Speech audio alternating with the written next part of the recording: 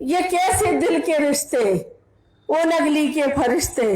तुझे देखने को तरसे मेरी हर घड़ी निगाहें, तुझे देखने को तरसे मेरी हर घड़ी निगाहें, तेरे दर पे आने को तरसे मेरी जिंदगी की राहें। मेरे पैर थक चुके हैं, मेरे पैर थक चुके हैं, मुझे आके दर्शन दे दो। मैं तेरे दर पे आने के काबिल नहीं हूँ, तो मुझे यही आके मुझसे मिल जा। हे मेरे नगली के फरिश्ते, मैं बस इतना ही कहती हूँ और स्वामी जी से आज्ञा लेती हूँ।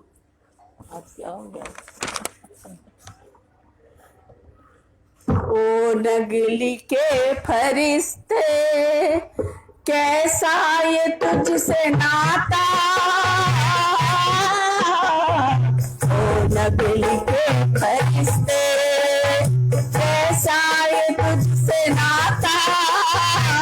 कैसे ये दिल के रिश्ते, ओ नगली के फरिश्ते। क्यों छुपा है इतनी दूर, क्यों नहीं आता मेरे पास। क्यों छुप गया इतनी दूर, बन जा मेरे दिल का नूर। ओ नगली के फरिश्ते, तुझे देखने को तरसे मेरी हर घड़ी निगाहें। तुझे देखने को तरसे मेरी हर घड़ी, मेरे मन को बेचैन करती है तेरी यादें। मेरे मन को बेचैन करती है तेरी यादें। ओ नगली के फरिश्ते, कैसा ये तुझसे नाता। कैसे ये दिल के रिश्ते, ओ नगली के फरिश्ते। तुझसे भले हो दूरी, धड़कन में आके रहना। तुझसे भले दूरी, धड़कन में आके रहना। चाहूं ना मैं न चाहूं, तू अपना काम करना। चाहूं ये मैं न चाहूं, तू अपना काम करना। अपना बनाना मुझको, अपना बनाना मुझको। दूरी न सहन पाऊं, ओ नगली के फरिश्ते। कैसा ये तुझसे नाता, कैसे ये दिल के रिश्ते। ओ नगली के फरिश्ते, क्यों छुप गया इतनी दूर। आजा बन के नूर, क्यों बैठा इतनी दूर। आंखें बन मेरे नूर, कहीं याद है तो पानी, कहीं झूमती जवानी। कहीं याद है, कहीं झूमती जवानी। कहीं आज है तो मस्ती, कहीं झूमती रवानी। दिल के फरिश्ते, कैसा ये तुझसे नाता। कैसे ये दिल के रिश्ते, ओ नगली के फरिश्ते। तूने अब तक संभाला, आगे भी संभाल रखना। तूने अब तक जो संभाला, आगे भी संभाल रखना। पकड़ा है तेरा दामन, पकड़ा जो तेरा दामन। मुझसे दूरी न रखना, ओ नगली के फरिश्ते। कैसा ये तुझसे नाता, कैसे ये दिल के रिश्ते। ओ नगली के फरिश्ते, क्यों बैठा इतनी दूर।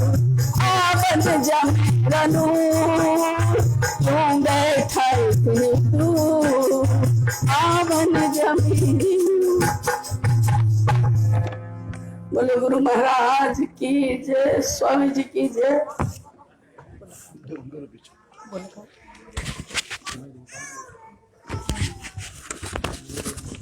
बोल जयकारा बोल मेरे श्री गुरु महाराज की।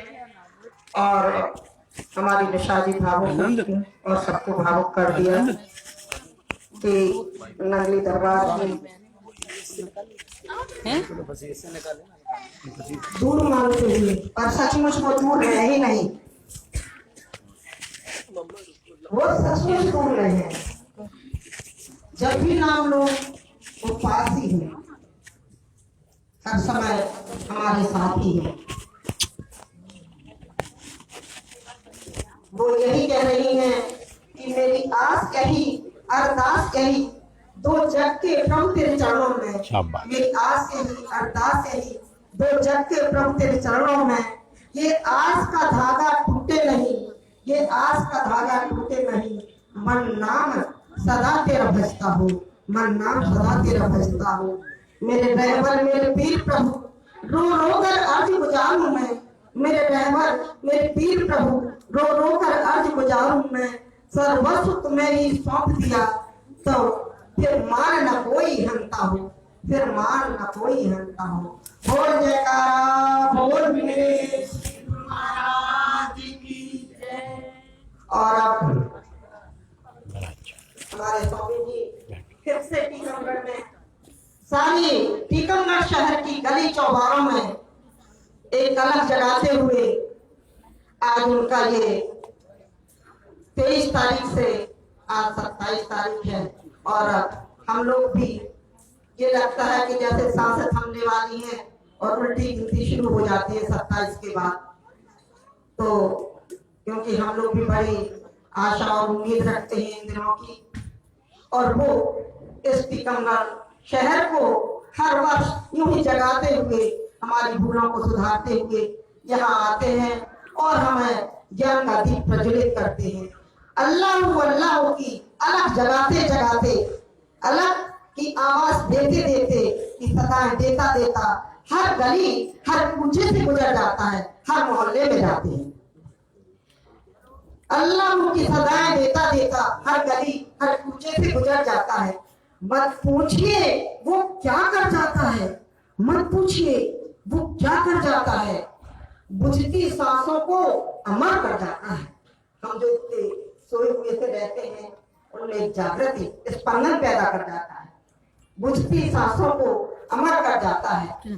तेरा एक इशारा, तेरा एक इशारा, मेरे स्वामी जी का एक इशारा भाव सागर से पार कर जाता है। आप उसको सुन के तो देखो, करके तो देखो, तो आपका एक इशारा भवसागर से पार कर जाता है। हम गुनाहगारों को इस भवसागर से पार कर जाता है। जो भी देख लेता है एक बार, जो भी देख लेता है हमारे प्रभु को एक बार, वो किनारा दुनिया से कर जाता है, किनारा दुनिया से कर जाता है। मैं अब ज्यादा समय नहीं, तो अपने हमारे स्वामी जी महाराज आ चुके हैं और अब वही अपने आशीष वचन आप लोगों के समक्ष प्रस्तुत कर रहे हैं। आशीष वचन तो क्या मार्गदर्शन है और हमारा काम करना, उसका अनुपालन करना है, उसको सिरोधार करना है, अच्छा सा पालन करना है। बोल जयकारा बोल मेरे श्री गुरु महाराज की जय। ओम सत्यम बोधमय रूपमबलम प्रत्यक्ष सर्वेश्वरम रतन जड़ते शीर्ष सुवर्मुक्त शिवेदाम्बरे शोभितम मुक्तामाल बभूषितम च हृदय सिंहासने स्थितम भक्तानां वदनम प्रसन्न वदनम श्री सतगुरु नमः। बंदो गुरु चरण सरोज मुद मंगल आगार, जय सेवत नर होते हैं भव सागर से पार। गुरा जी की सिमरण मात्र से नाशित विघ्न अनंत, ताते सर्वरंभ में ध्यावत है सब संत। अपने अपने हृदय में, अपने अपने हृदय में सतगुरु देव जी का, नंगले निवासी भगवान का पावन ध्यान धरते हुए सभी जय घोष करेंगे। बोलो जयकारा बोल मेरे श्री गुरु महाराज की जय। बोलो सांची दरबार की, श्री नगरी निवासी भगवान की। सदगुरुदेव महाराज जी की प्यारी संगतें, व संत जन, आप सब आनंद मगन हैं। लालो लाल, लाली मेरे लाल की, जित देखो तित लाल, लाली देखन मैं गई, मैं भी होगी लाल।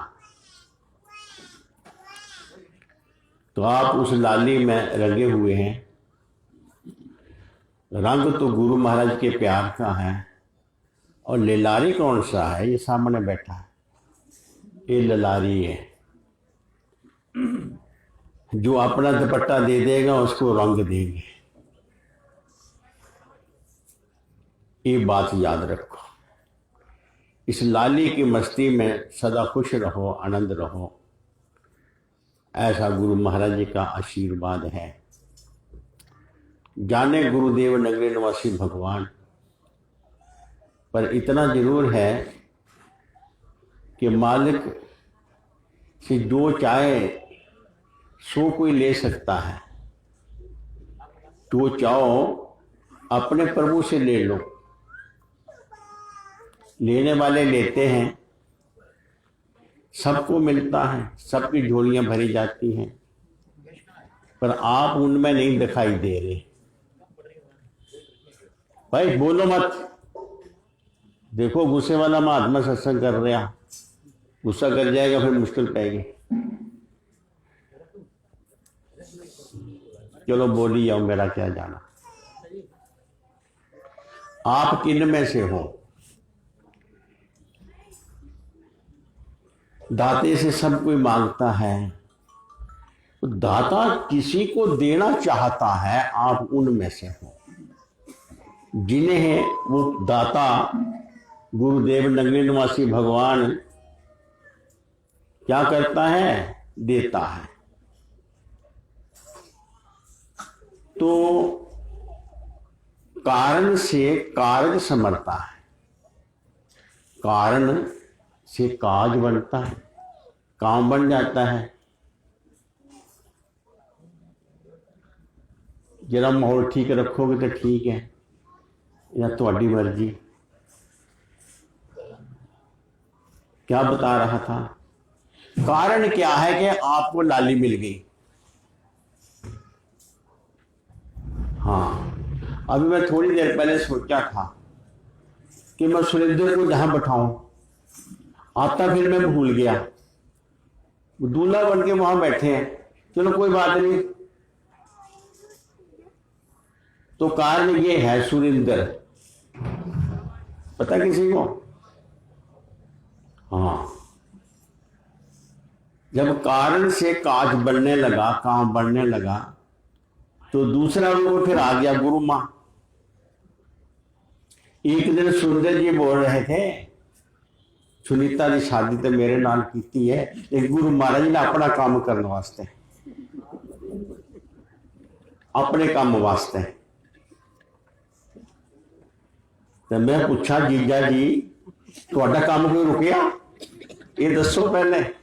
खैर झगड़ा हो जाएगा, कोई बात नहीं। कारण, ये कारण है। और काज क्या समरा? आप सबको वो मिला। अब कहानी सुनाऊंगा, क्या मिला ये आपको स्वयं पता चलेगा। एक बार भगवान कृष्ण भगवान आए थे किसी कारण, हाँ, एक निमित्त कारण, निमित्त अवतार बन के वो प्रभु इस संसार में आया। और वो निमित्त क्या आया था? जो काम करने आया था, वो काम किस रूप में बंद करना था, वो रूप उसने बढ़ाया। किसी ने आहिर कहा, कन्हैया कहा, ग्वाला कहा, तो काम ही ऐसे करना था। खेल खेल में कंस का पेट फाड़ा, दुष्टों को मारा। बात बात में द्रौपदी की जुबान पर बैठा और कारण बना लिया दुष्टों को मारने का। महाभारत का युद्ध हुआ। एक दिन मीटिंग करी, किन्होंने? योगी, संत, विद्वान, ब्राह्मण, बड़े बड़े जो सृष्टि को संभालते चले आ रहे हैं। मीटिंग करके फैसला किया और भगवान के पास चले गए। कहते हे प्रभु, आप छुप कर भले रहो, हमसे छुप नहीं सकते।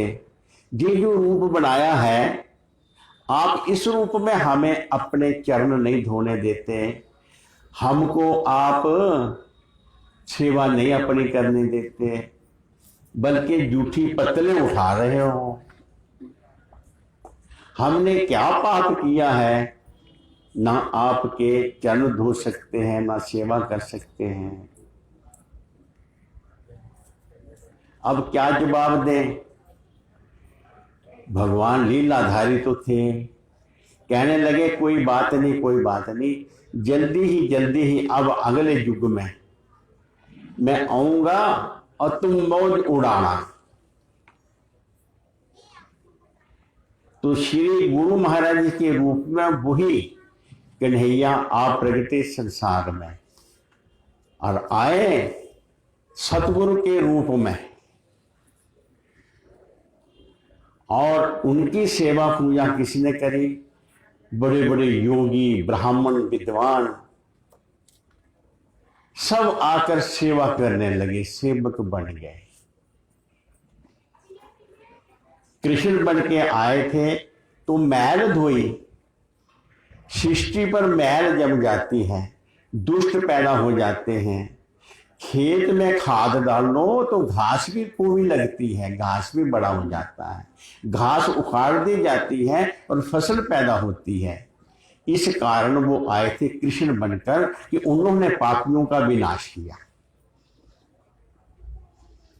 और फिर साफ सुथरा रहे संसार, सत्य नाम का प्रचार के लिए सदगुरु नगरी निवासी भगवान के रूप में आए।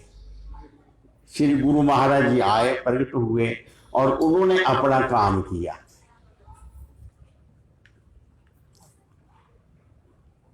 जब राम आए थे तो सभी देवता बानर बन के आ गए। जब गुरु महाराज जी आए तो सभी देवता इंसान बन के आए, सेवक बन के आ गए और सभी को सेवा कर रहे हैं। इसी प्रकार हमारे गुरु मां है, आए। आना था भगवान को संसार में राम बनकर, और सभी देवता संसार में उतरने लगे। पता तो था, इसलिए बानर बन गए कि वो वनवास में रहेंगे और वही सारा काम करना, हम क्या सेवा करें। और शिव जी महाराज जी ने सोचा मैं सेवा से वंचित क्यों रहूंगा, तो हनुमान बन के आ गए और क्या करने लगे? सेवा।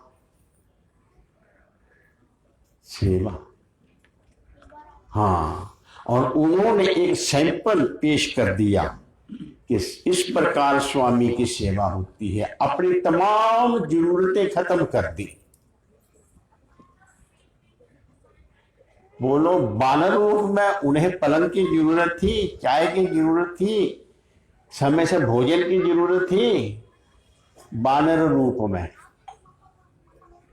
कुछ नहीं, हर जरूरतों से ऊपर उठकर वो सेवा करने लगे प्रभु राम की। तो वो सभी देवता गुरु महाराज जी के साथ नगली निवासी भगवान के साथ आए और उनके एक जैसे राम की फौज बनी थी। इसी प्रकार गुरु महाराज जी ने बहुत सारे संत, कितने हजारों, जिनको कोई गिन ही नहीं सकता, पर फिर भी उसमें ये जो महात्मा होते हैं ना, ये की दो कैटेगरी होती हैं। आपके पास जो रुपया है वो दो कैटेगरी में, एक करंट में, एक रिजर्व में। एक बैंक में जमा, एक चालू खाते में है। इसी प्रकार महात्मा में दो कैटेगरी में होते हैं, एक महजूब होते हैं, एक सालिक होते हैं। सालिक वह होते हैं जो बंदे बनकर संसार में रहते हैं, दिखने को बंदे लगते हैं, वो होते क्या है ये उन्हें खुद भी पता नहीं, और वो संसार में सत नाम का प्रचार करके रूहों को लाली देते हैं, जो लाली आपको मिल रही है नाम की मस्ती। और जो जर्ब होते हैं वो मस्त होते हैं, उन्हें पहचानना बड़ी मुश्किल है। एक बार मेरे गुरुदेव ने मुझे एक मजूब के दर्शन कराए। कानपुर रेलवे स्टेशन के ऊपर बैठे बैठे थे, मौज आ गए, चलो चले घूम आए। मैंने चिप्पी पकड़ी, हजूर के साथ साथ चलते गए। ओवरफ्लाई पुल था, वहां से पार जाना था, उस पर चढ़े। आगे गए तो वहां एक मलंग बैठा था, हट्टा कट्टा तगड़ा पर, ओए बोल मत, छोड़ दे कैमरे को, बोलना नहीं, जो मर्जी कर, करना मना नहीं है, बोलना मना। तो क्या हुआ,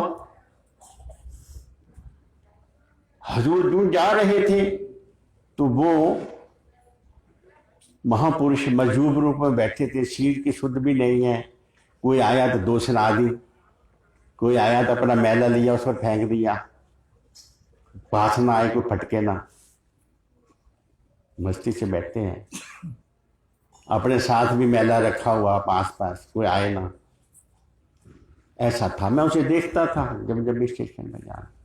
जब हुजूर गुरुदेव आए, अभी दूर ही से थे, तो एकदम अलर्ट होकर हाथ जोड़ के प्रणाम करता है। आगे निकल गए। मैं कहा महाराज जी ये क्या, ये तो किसी को देखता भी नहीं है और आपको जानता है, आप इसे जानते हैं, आपको प्रणाम किया है। क्यों, ये पता क्या है, क्यों बहुत बड़ा महापुरुष है। महाराज ये हाल क्या बना रखा है इसने, अरे छुपा हुआ है, पर्दा बनाया है इसने,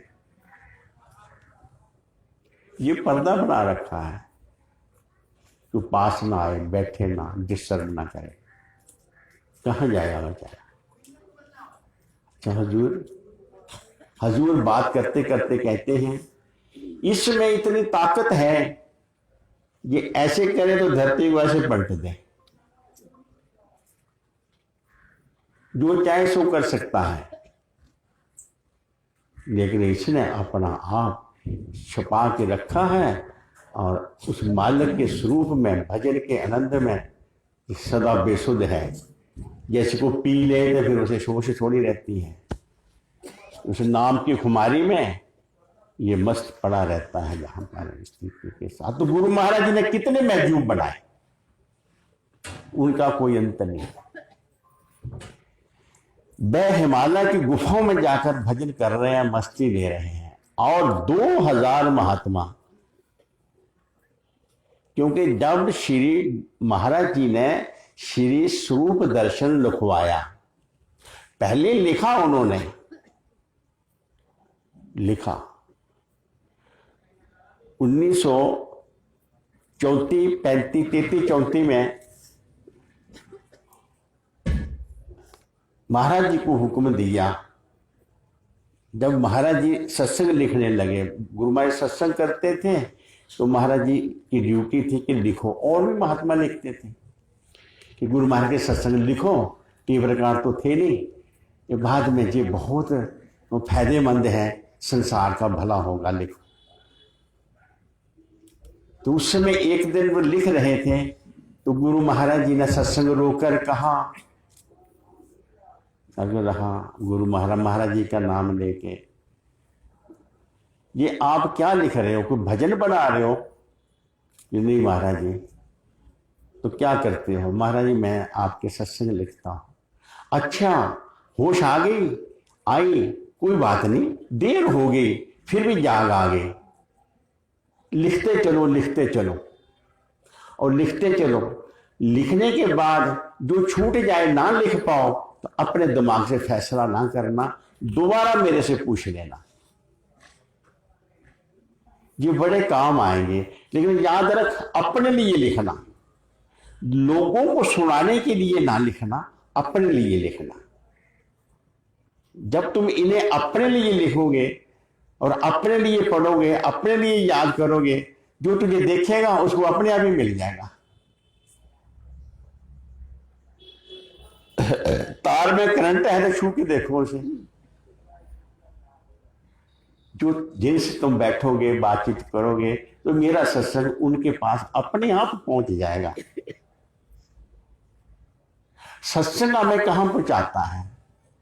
ये हमें आत्म अनुभूति देता है, सेल्फ रियलाइज, आत्म अनुभव। ये हमारी वृत्ति जिसके भलेखे दुनिया के विषयों में फंस जाती है और फिर चलाती रोती है, फिर भागता है, ढूंढता है, मिलता नहीं।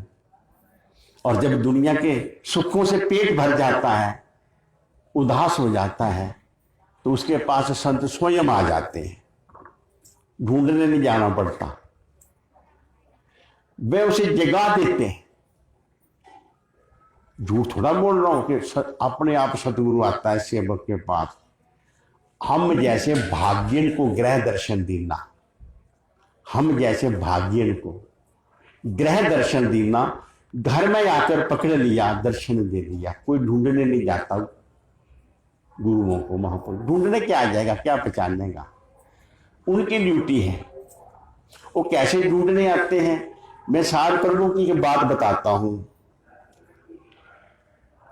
सत्संगों का प्रवाह चल रहा था, सेब के बड़े जोश में थे, जितनी सेवा आए हाथ में कमा लो। दिन रात सत्संग की व्यवस्था करनी, रात के 12-12 बजे तक सत्संग होते रहना। और जंदर के कई गवैया थे और कि दिल्ली के, और स्टेज बढ़िया बनाकर लंबी लंबी, अब तो भजन छोटे छोटे बोलते हैं ना, आधे आधे घंटे एक राग गाते रहते खड़े होकर। मिर्ची राम वगैरह और कई थे, नाम नहीं आते। तो एक दिन महाराज जी थके हुए थे, कहने लगे आप ना खुद आराम करते हो, ना मुझे चैन लेने देते हो, ये किस लिए आप इतना आडंबर रचाते हो, भागते हो, इससे क्या होगा? महाराज जी संगत बनेगी, संगत बनेगी, ये होगा जो आप कर रहे हैं, वो हम सेवा कर रहे हैं इसलिए करते हैं।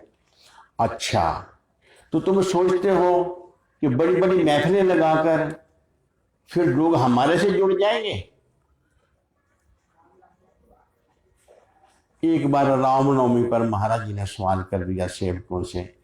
3 महीने सैकड़ों सेवादार मिलकर रामनवमी की व्यवस्था करी, घर घर जाकर रुपए मांगे, बड़े बड़े महापुरुषों को बुलाया, मशहूर गाने वालों को बुलाया, लंबी लंबी स्टेजें लगी, बाबा हुआ, बड़े नोट इकट्ठे किए और बड़े बांट दिए।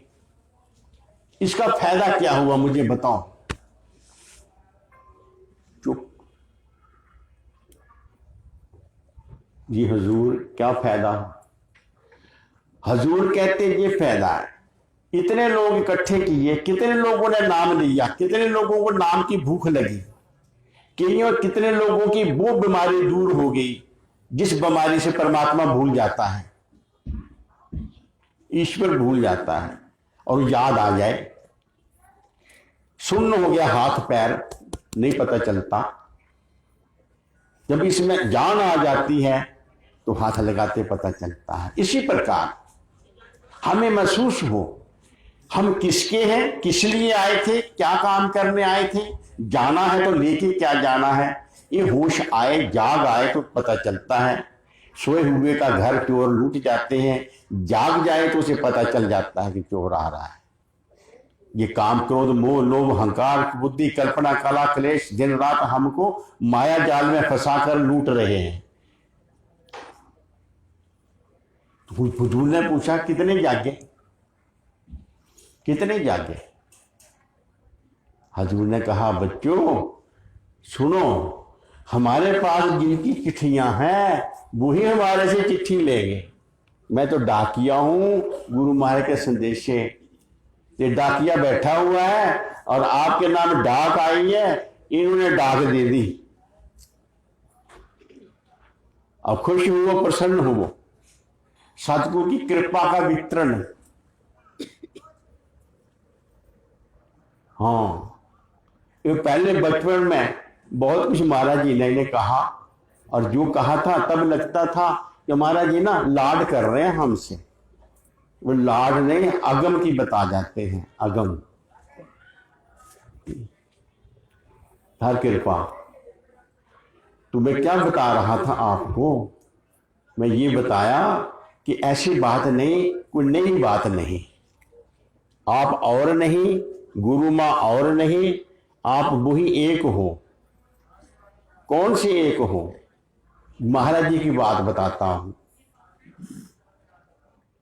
एक बार महाराज जी ऐसे बैठे थे और मुखिया शरणागत सेवक, शरणागत घर का त्याग करके जो शरण में आ जाते हैं, हम लोग 5-6 बैठे थे।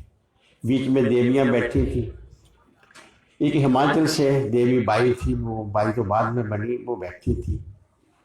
बस मुस्ती से बैठे हैं, देख रहे हैं, प्रेम में मगन हैं। तो उसके मुंह से एक शब्द निकला, महाराज जी ये बताओ, आज हम कैसे बैठे हैं, परमानंद में मगन हैं। जिस दुनिया में हमने पैदा, इस दुनिया में क्या दुख क्या क्लेश हैं, कोई पास नहीं। आप हमारे रक्षक हैं। महाराज जी, इस जन्म में आप ऐसे मिले हैं, पहले ही किसी जन्म में क्या ऐसे हम मिले थे, ये बताओ। हजूर चुप हो, वो कुछ नहीं बताया। थोड़ी देर बाद फिर कहा, जी महाराज जी मैं पूछा था। महाराज कहते चुप रहो, मत पूछ। अब नहीं, हम सदा रहते हैं। मैं तुझे बता दूं तो खुशी से मर जाओगे। चुप रहो, भेदी भेद न खोलो। भेद में ठीक है, भेद खुल गया तो कुछ नहीं रहेगा। भेदी भेद ना खोले फिर कुछ नहीं रहेगा। इसीलिए ये एक भेद है। तो कोई नहीं, आप आनंद लूटो, मौज लूटो, अपना चित्त जोड़े रहो। ये दुनिया की माया, संसार की माया जो है, ये भी फायदा करती है। ऐसी कोई बात नहीं। ईश्वर ने जो बनाया नुकसान के लिए थोड़ा ही बनाया, नहीं, वो जाने जो वो करता है। हमें जो करना है, हमको ये देखना। छोटा बच्चा है, आग की तरफ हाथ बढ़ाता है, मां उसको पकड़े रखती है, जाने देती है आग के पास,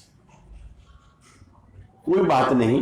अगर दुनिया के सुख दुख मान अपमान में हमारी वृत्ति चली भी जाती है तो सतगुरु हमें पकड़े रखते हैं, वो बचाए रखते हैं उससे।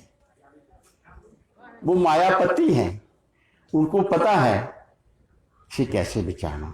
कोई नहीं बचता, सोई राखे जिसको राम रखे, दूसरा कोई नहीं।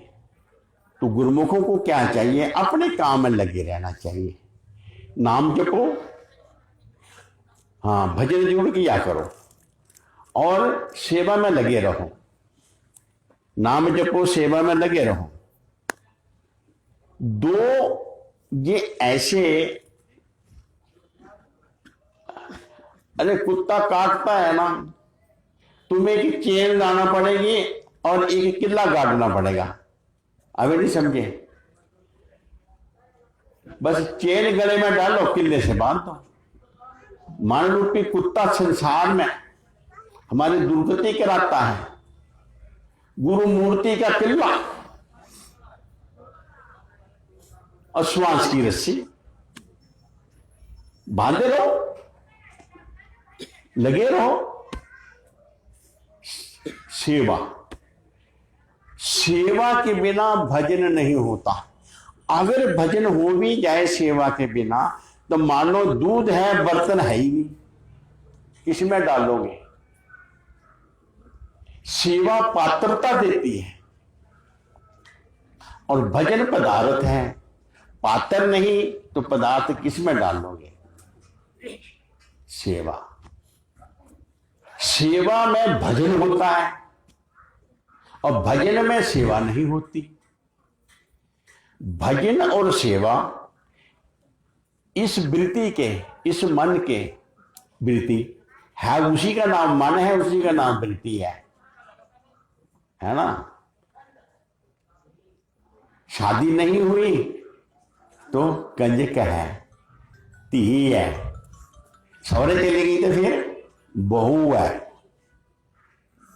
जब ये हमारा विचार, हमारा चिंतन अपने मालिक से जुड़ जाएगा तो वृत्ति बन जाएगा, माल से जुड़ेगा तो वृत्ति बन जाएगा, है ना। तो ये फिर सौरे का लड़ाई होगी, फिर पेके आ जाएगा। तो तीन होते हैं, एक होता है मनमुख, एक होता है गुरुमुख, तो तीसरा कौन था बताओ? अगर सौरे का लड़ाई हो गई तो फिर बन गया बेमुख।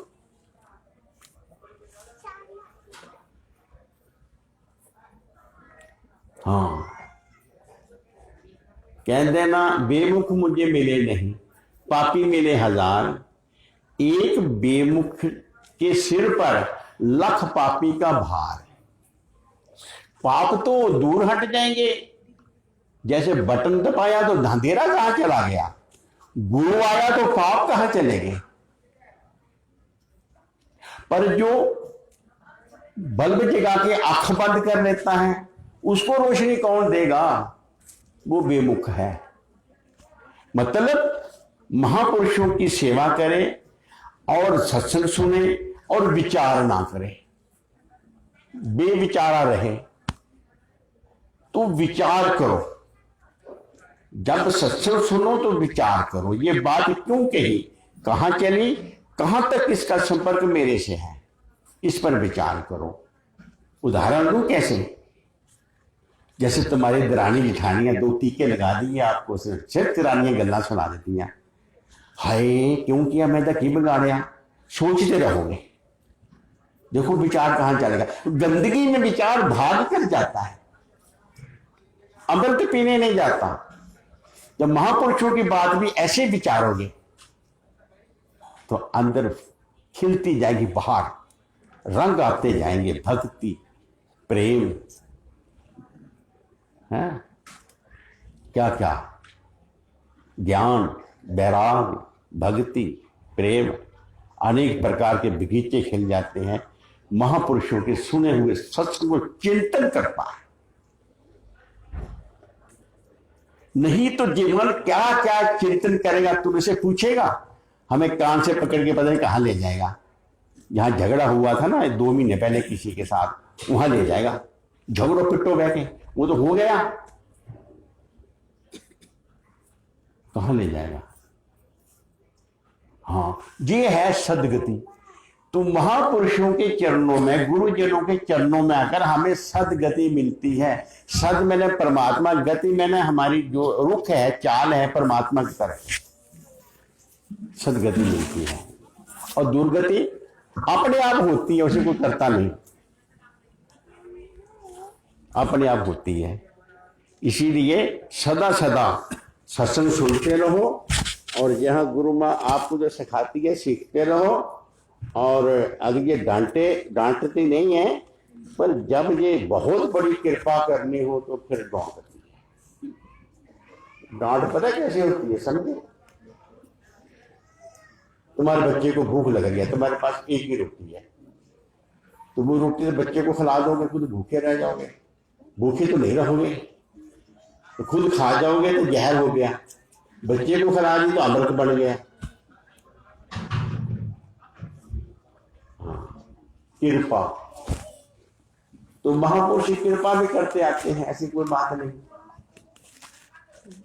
और कुछ नहीं। 2-4 बातें आपको ये बताई कि आप खुश रहो दिनों दिन। एक बात और आपको बताऊं, एक भी लोग बड़े डरते हैं, पता नहीं नक्की ना रखिया कोरोना, कोरोना। तो जब से कोरोना आया तो मुझे बड़ा अच्छा लग रहा। अब कोरोना के दिनों में मेरे पास सब फिल्टर माल आता है, फर्स्ट क्लास, कूड़ा करंट कचरा कोई नहीं आता, और कोई प्रोग्राम मैंने नहीं छोड़ा। अपनी नाम ले प्रेमी संगत आती है, अनुशासन में आती है, और फ्री स्टाइल। नहीं तो कूड़े से हमें कई बार शर्म आती है, हमें बचना पड़ता है, पर्दा करना पड़ता है। नहीं समझे? तुम घर में बैठे हो तो परिवार, कोई बंदा आ गया, संकोच होगा, उसके सामने फ्री नहीं रहोगे क्या? तो हमें फ्री, अब फ्री स्टाइल, क्योंकि हम एक परिवार के हैं, एक विचार के हैं। तो इस मन को उसके प्रेम में अच्छी तरह नचाओ, गाओ और खूब मौज लो। तो जितने आप हो इससे 2 गुना तो वो आ जाते हैं बीच में। हम सोचते हैं संगत आई है, कोई बात नहीं, ये नाम ले लेंगे, संगत बन जाएगी धीरे धीरे। इसलिए हम अपने आप को थोड़ा प्रेस करके भी उनको सम्मान से रखते हैं कि सोचिए ना ये क्या करते हैं। तो बहुत बढ़िया बात है। हाँ, इसमें मैंने एक और चीज देखी। मैं ये देख रहा हूँ, संगतों को अच्छी तरह देखता हूँ, उनके चेहरे देखता हूँ, उनका शीत देखता हूँ, तो मुझे ऐसे लगता है कि कम से कम 5 किलो 7 किलो 10 किलो तक वेट बढ़िया है। काटे किसे डाले। दूसरी चीज देखता हूँ कि कमाई का मैं घट तो ये बात तो बचत ज्यादा है, क्योंकि फालतू खर्चे खत्म हो गए। जाओ चाट खाओ, गोलगप्पे खाओ, जाओगे बाजार, जाओगे घूमने, जाओगे नजायज खर्चे करने जाओगे। अच्छा, और दूसरा वो जहां जाने से अच्छा नहीं होता, बड़े बड़े होटल, ऐश के अड्डे, सब आपने कहा जानी है तो बंद हो गए। तो मुझे लगा कि कमाई एक आना कम हुई या बचत 10 आने हुई, और शरीर भी तंदुरुस्त है। अगर खाते समय सोचते हैं कि ये खाऊंगा तो बेकार हो गया तो कोई टेस्ट चलेगा पुराना, इसलिए ठीक रहना, मैंने उतना खाना जितना बीमार ना हो, ठीक ना हो। जो चीज पचती है वही खाएंगे, वही चीज घर में बनेगी और सबको पचेगी। मूंगी की दाल ठीक है, चावल मूंगी की दाल, हरड़ की दाल बना लो, और क्या चटपटे। मैं ये क्यों कह रहा हूं, ईश्वर परमपिता परमात्मा कभी कभी अपनी कृपा भी थोक में दे देता है, तो ये थोक में कृपा है। इसमें कि महापुरुषों की भविष्यवाणियों के भी आपने मोबाइल पे पढ़े होंगे, और जितने भी चाहे सूरदास की हुई या तुलसीदास ने कही है, अनेक महापुरुषों ने अपने पहले ये कह रखा था, और शब्द साफ लिखा, जो गुरमुख होंगे, जिनका कोई रखवाला है, उनका बाल बांका नहीं होता।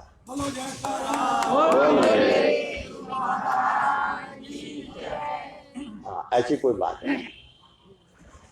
तो खैर अब मैं मिसाल क्या दूं, ऐसी कोई बात नहीं, ज्यादा क्या कहना है।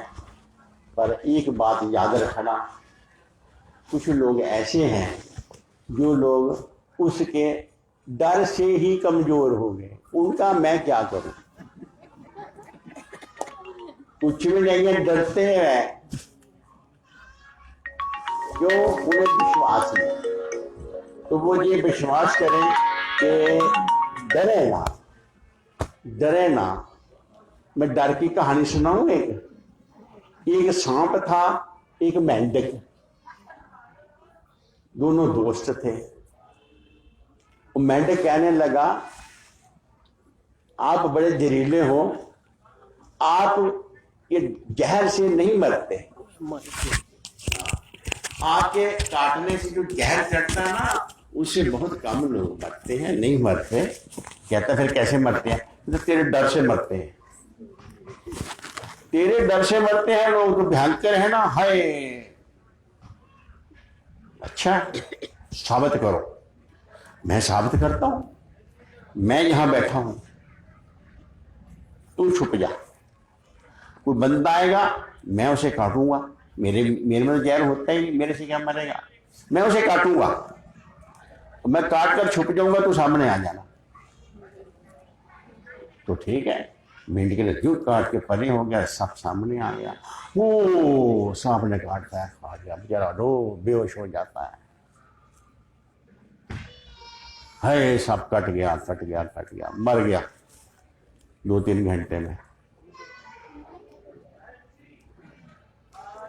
अब बोलता है, देख मैंने काटा, मेरे में जहर है, मर तेरे डर से मर गया ना। चलो ठीक है, अब मैं काटता हूं, तू बचा के देखा। तो बिल्कुल ठीक, बंदा या सांप ने मारा, डंग से चट छुप गया, मेंढक वहीं आ गया और पाँव से मारा, दे चला, मेंढक ने खाया।